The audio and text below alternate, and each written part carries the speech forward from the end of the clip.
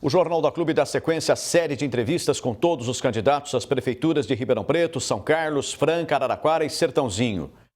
A ordem das entrevistas foi definida por meio de sorteio com a participação dos representantes legais dos partidos. Ao vivo, Jonathan Mazini traz mais informações. Jonathan. Pussi, hoje é a vez do candidato João Farias, da coligação Um Novo Caminho. Candidato, o senhor foi autor de um projeto de lei aprovado este ano na Câmara que autorizava a venda de cerveja nos estádios municipais. O projeto recebeu muitas críticas de entidades, como a própria Polícia Militar, o Conselho Municipal de Política sobre Drogas e, por fim, a lei acabou sendo derrubada pela Justiça. Atitudes polêmicas como essa devem ser mantidas na sua gestão, caso o senhor seja eleito prefeito? Boa tarde, Jonathan.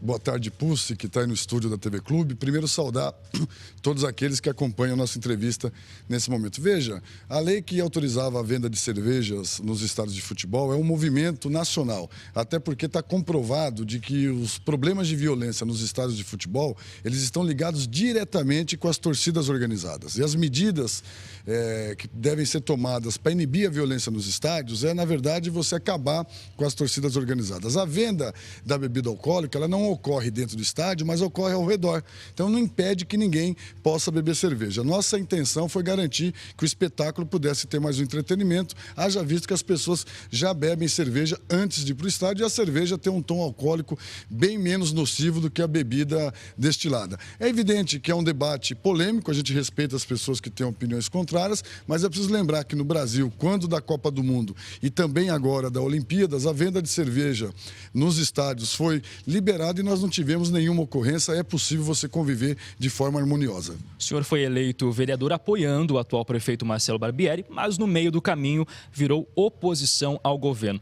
Apesar disso ter acontecido em 2013, nós podemos considerar que foi uma estratégia já pensando na sua candidatura como prefeito? Em hipótese nenhuma. A cidade sabe que o Marcelo fez uma ótima administração no primeiro mandato. Tanto é que ele foi reeleito prefeito de Araraquara no seu segundo mandato. Assim como a cidade sabe e sente hoje que, infelizmente, o prefeito, no segundo mandato, perdeu o caminho que deveria seguir, principalmente quando a economia do país começou em queda, ou seja, no momento em que deveria cortar gastos, e foi isso que o PRB fez à época, disse ao prefeito da necessidade de um choque de gestão, o prefeito não nos ouviu, o PRB optou por deixar o governo ainda em 2013.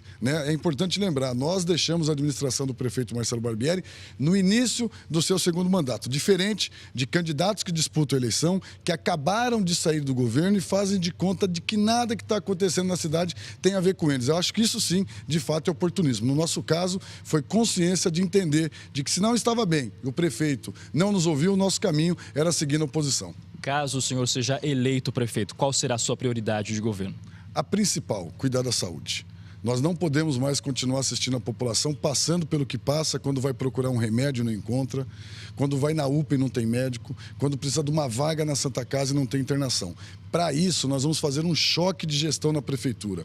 Vamos cortar em mais de 50% os cargos de confiança. Vamos extinguir 5 secretarias, diminuir os contratos de locação de veículos, de locação de imóveis e de aparelhos celulares, para sobrar dinheiro, para cuidar da saúde e da manutenção da cidade, que este é o maior problema que a prefeitura de Araraquara enfrenta hoje. Nós precisamos fazer com que a população sinta que a cidade voltou a andar e, acima de tudo, que ela não está abandonada. Mas mais do que isso, precisamos governar com a verdade e ser governada por quem tem credibilidade. Eu queria perguntar para você que está assistindo, você deixaria seu filho com alguém suspeito por pedofilia? Você daria a chave da sua casa para alguém que é suspeito de furto e roubo? Por que nós vamos entregar a cidade para o partido mais corrupto do Brasil, que é o Partido dos Trabalhadores? As pessoas precisam pensar nisso na hora de votar no dia 2 de outubro. Candidato, obrigado pela sua entrevista aqui no Jornal da Clube.